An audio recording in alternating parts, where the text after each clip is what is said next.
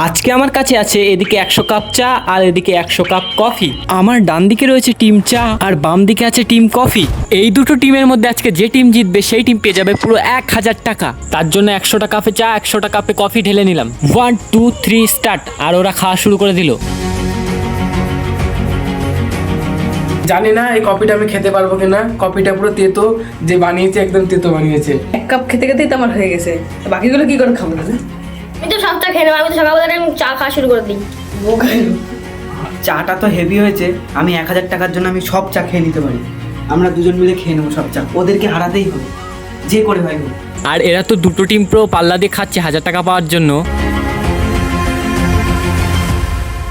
20 টাকা নে, চ্যালেঞ্জ থেকে বেরিয়ে যায়। না না, আমি 1000 টাকা নিয়ে বাড়ি যাবো। 20 টাকা নে। না না না না, ওরা তো বলছে 20 টাকা নেবে না, 1000 টাকাই নেবে। আমরা দুজন দেখা যাক 500 এরা নেবো। 100 কাপ কফি আর 100 কাপ চা খেতে পারে কি।